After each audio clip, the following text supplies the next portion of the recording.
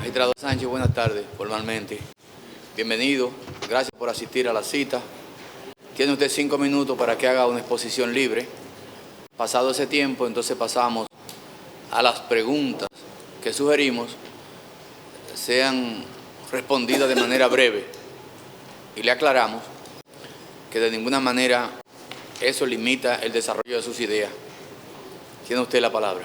Muchas gracias, señor presidente y presidente del Consejo Nacional de Magistratura, así como los demás consejeros y miembros de este consejo.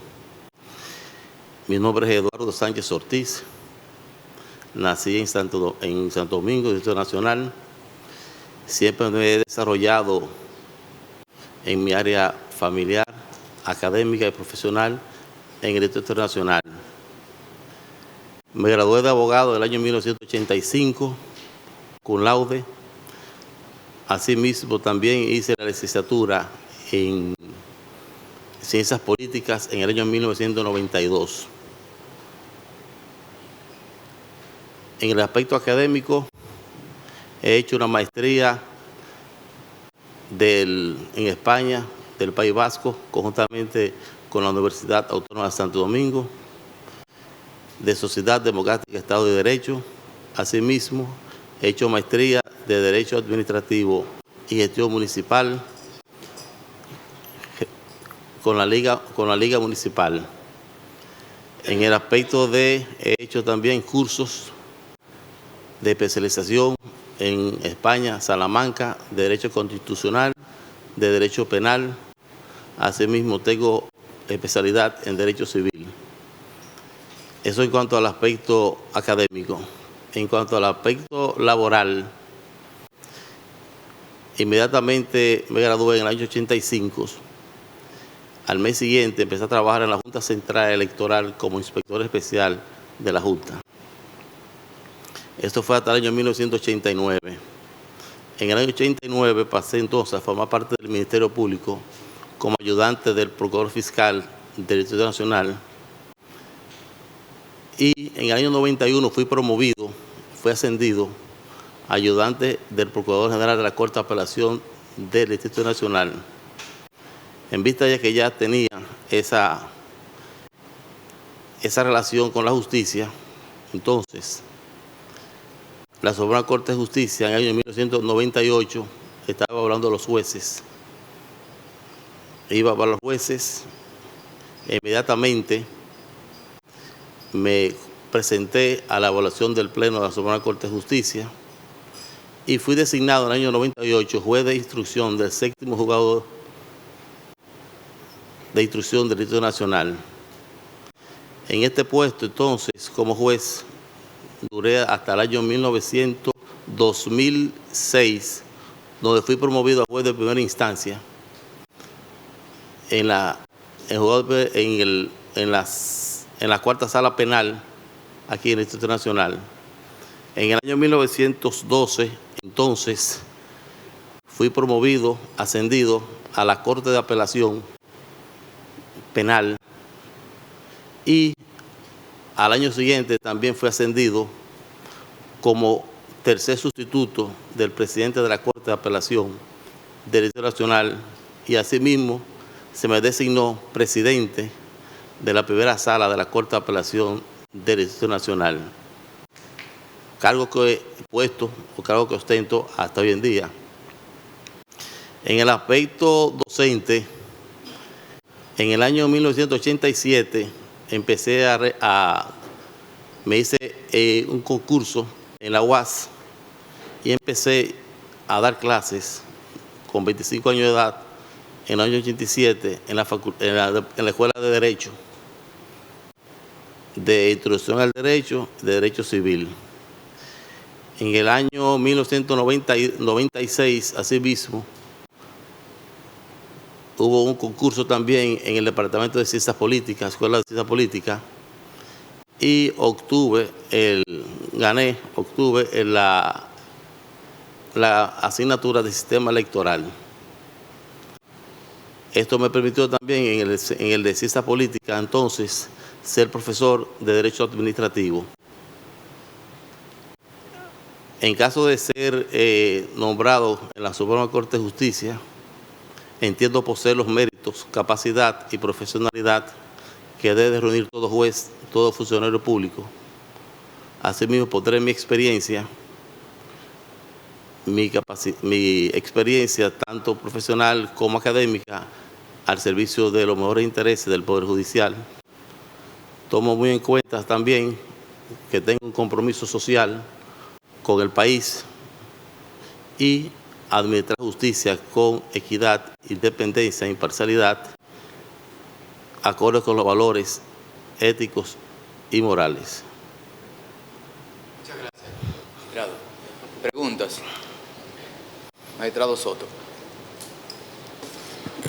Gracias, presidente. Magistrado Eduardo Sánchez, ¿usted podría explicarle al Consejo cuáles son las causales para admitir el recurso de casación establecida en el artículo 425 del Código Procesal Penal?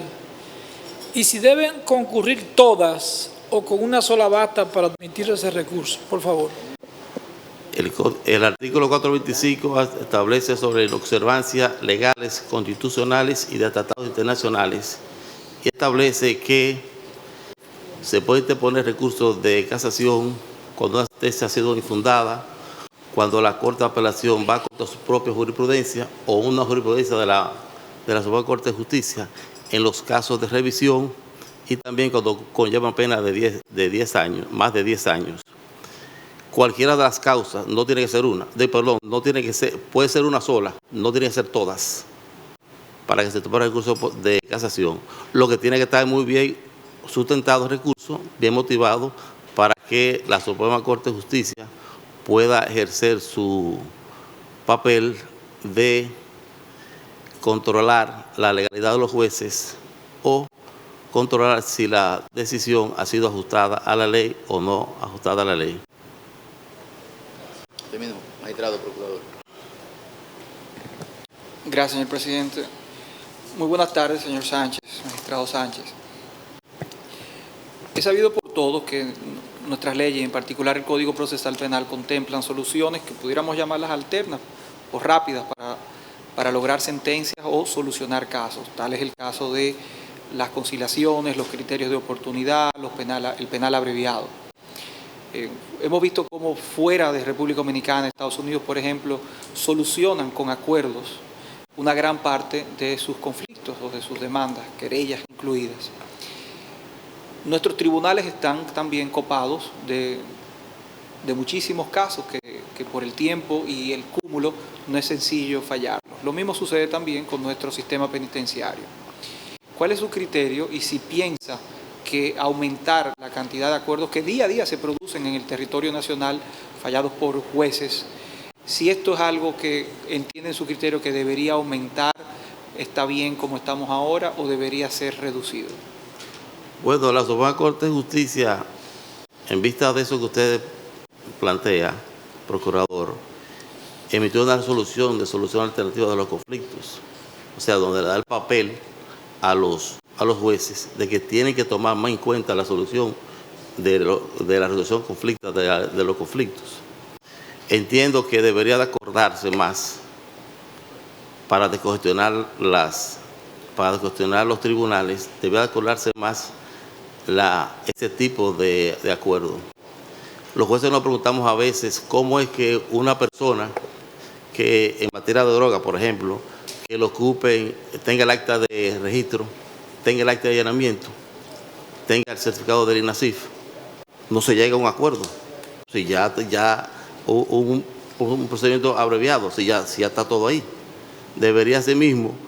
Me recuerdo que en la Corte de Apelación hubo un caso que el Ministerio Público solicitaron unos acuerdos en el caso lo puedo decir, el caso de los Buitragos, de un grupo, no relacionado con ellos, sino con otro grupo de personas.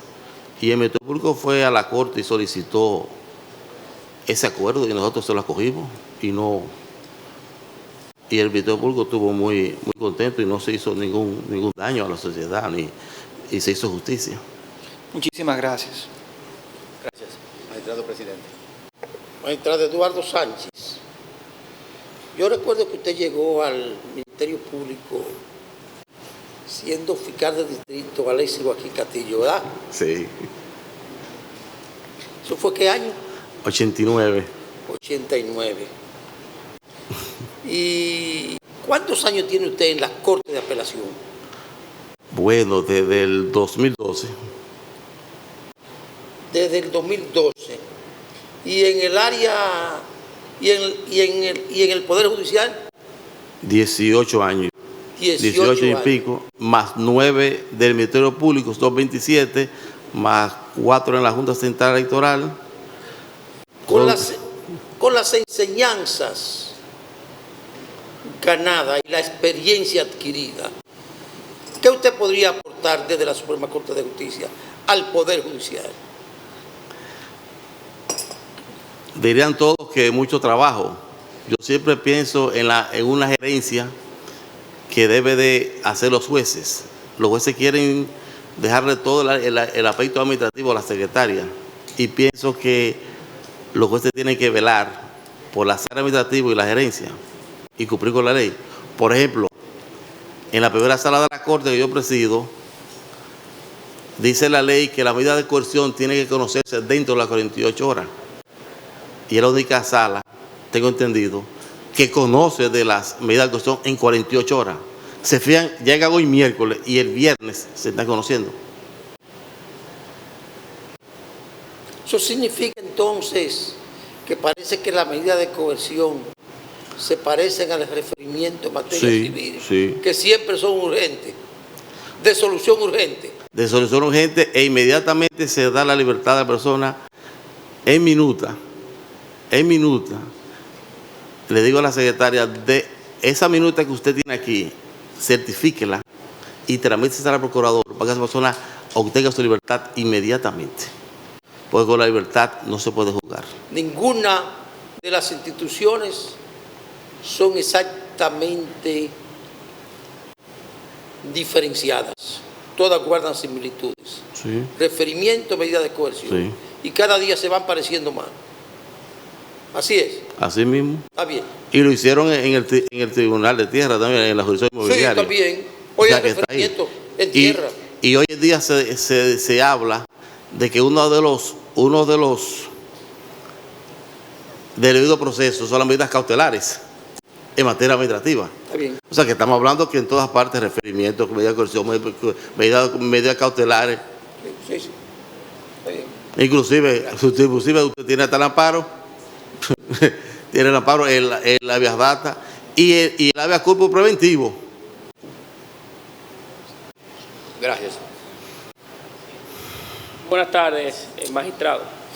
En el expediente que usted ha sometido, su propio formulario, admitió que fue sujeto a un proceso disciplinario que lo separó por algún tiempo de sus labores, y creo que en el 2003 fue descargado. ¿Pudiera, Sí, 2001-2003. sí, pudiera ilustrar un poco para bien del Consejo en qué se basó aquel proceso? Bueno, fueron un proceso de un señor, José del Carmen Gariza, contra Ricardín Hernández. Yo envié a juicio al señor José del Carmen Gariza. Resultó que, paradójicamente, la Suprema designó un juez sustanciador de ese proceso. Y el juez sustanciador de ese proceso era justamente uno que la parte contraria que había fallado le puso la querella y lo envió a juicio también. Entonces, se violaron todos mis derechos. Es más, esa sentencia de violación de derecho de defensa se tomaba en ese momento en la escuela de la judicatura. Al final, ¿qué dijo la Suprema? Descargado, no culpable por no cometer los hechos. Nada. O sea, no fue ni por falta de prueba, ni que... No, la Suprema en ese momento, en marzo de 2003, anuló todo e instruyó de nuevo. ¿Y qué dijo? No, usted, magistrado Eduardo Sánchez Ortiz, no ha cometido nada. Muy bien. Y me restituyó todos los chelitos. Que caen bien. Otra pregunta, y disculpe, presidente, sé que el tiempo apremia. A principios de la década pasada hubo un caso muy emblemático en República Dominicana de corrupción en el sector privado. Me refiero al caso Baninter. Usted, en nuestros archivos reposan que fue parte de una sentencia en la que declaraba un no al lugar frente a uno de los implicados. ¿Recuerda usted ese caso y si puede también ilustrarnos el porqué de su fallo? Sí, o sea, en ese proceso de Baninter tuve que iniciarlo desde el principio hasta el final, sin ayuda de nadie. Ahora bien, yo entendía que había unas personas que, como los abogados, eran asesores financieros, asesores, o son los abogados, asesores jurídicos. Entendí eso. Y expliqué la decisión, el por qué. Porque no era funcionario, no era empleado, sino era del sector externo, de externo hacia el banco. Sí, otra pregunta, y gracias, presidente, por su anuencia. Me pregunto, ¿puede un juez archivar una investigación que realice la Fiscalía? Y si su respuesta es positiva, me pregunto, ¿no contraviene esto el principio de la separación de funciones entre jueces y Ministerio Público? Me refiero a esto como consecuencia de una sentencia también de un caso importante reciente de corrupción en el sector público en el que usted como juez le tocó también dirimir. ¿Cuál caso es ese? No quisiera entrar en particularidades por un tema de... Pero la pregunta, yo digo una cosa, quien inicia las investigaciones, quien hace las investigaciones es el Ministerio Público. Sí. El Ministerio Público es que somete el archivo. O sea, la responsabilidad principal es del Ministerio Público.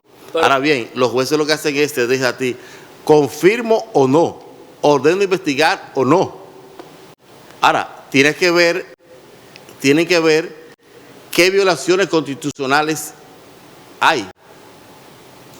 Hay una cosa hay algo que se llama la verdad histórica y la verdad procesal. Para llegar a la verdad histórica hay que pasar por la verdad procesal. De la única forma que la justicia se haga, que una investigación, es que se cumpla con el debido proceso de ley. Para usted conocer los hechos, tiene necesariamente que respetar el debido proceso. No hay forma de llegar a los hechos, a la verdad histórica, si no ha pasado por la verdad procesal. Si hay violación a la Constitución, a la dignidad de la persona, inmediatamente no se puede llegar a esta parte. Yo por último, de mi parte, hay una persona que también aquí sometió en el proceso de evaluación una objeción contra usted, así como contra otros postulantes. No sé si quisiera tener usted la oportunidad de responderle públicamente esa objeción. Si no, yo de mi parte estoy, presidente, terminado. Gracias. ¿Cuál objeción?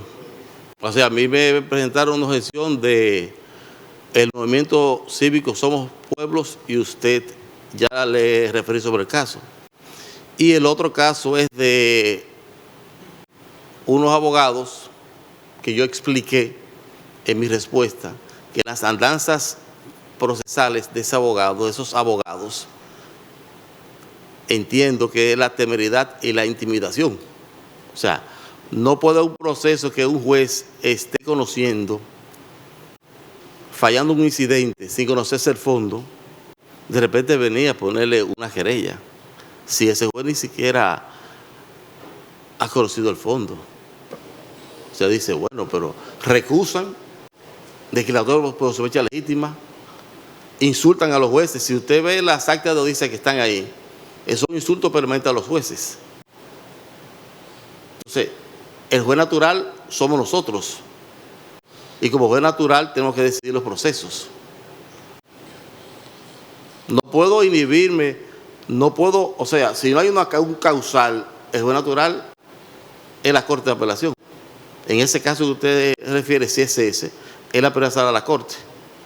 y recusaron a todos los integrantes de la sala y se rechazaron la recusación y ahora vinieron con una declaratoria por sospecha legítima ante la Suprema. Va a la espera que la Suprema decida. Ahora, cuando eso llegue a la Corte, ¿qué va a pasar? Porque hay unos abogados que se dedican, si no me falla como yo quiero, te pongo una querella. Entonces, ¿qué se hace en ese caso? ¿Dejar de administrar justicia o asumir la responsabilidad? Magistrado, muchas gracias. Gracias. Magistrado Eduardo José Sánchez Ortiz, ¿cuál es su opinión sobre las decisiones del Poder Judicial de suspender jueces sin disfrute de sueldo involucrados en juicios disciplinarios? Le hago esta pregunta por lo largo del proceso, por la afectación económica que esto representa para un juez. Mire, yo quisiera, como a veces, no contestársela, sino como me había afectado por eso, no quisiera emitir el juicio. ¿Te entiendes? Sí. Porque me sentí que a mí me suspendieron desde el 2001 hasta el 2003 para decirme al final, no cometiste los hechos, no culpable y adiós. Entonces, como usted no se siente cómodo respondiendo porque usted fue afectado por esto, le vamos a permitir que pueda guardar silencio al respecto, pero puedo hacerle otra pregunta. Sí, lo que usted considere. ¿Está usted consciente que en algunas sentencias hay desaciertos y hay sentencias que son erráticas en el sistema judicial? ¿Cree que algunas sentencias en las que usted ha escuchado o ha valorado, la ha calificado de erráticas, aún no sea pública en la asunción personal, entiende que sí ha habido sentencias erráticas? ¿Sí o no? ¿O desacertadas? No puedo decir desacertada porque los jueces van administrando justicia y para eso están los recursos pertinentes para que lo que el juez dejó de hacer, los órganos superiores lo corrijan o casen la sentencia o anulen la sentencia. Y eso no significa, de algunos, que son erráticas. Son criterios diferentes de los jueces. Sí. Yo le pongo un caso, por ejemplo, en la Corte de Apelación, los ministerios públicos no archivan, no dan auto de apertura de la investigación y deberían de hacerlo. Y uno vive, la sala donde yo presido, vive siempre eso que hace el Ministerio Público, que no da un auto de apertura de admisibilidad de las querellas. Yo no puedo decir que eso fue un asunto desacertado. O sea, mi pregunta, usted me quiere decir con su respuesta que no, según su valoración, no ha habido sentencias ni desacertadas ni sentencias erráticas. Usted dice que no, que depende de cuál sea la íntima convicción del juez. Lo yo estoy diciendo es que para eso están los criterios de cada juez. Okay. Y los órganos superiores. Es que ya hoy en día no existe íntima convicción. Muchas gracias. Muy amable.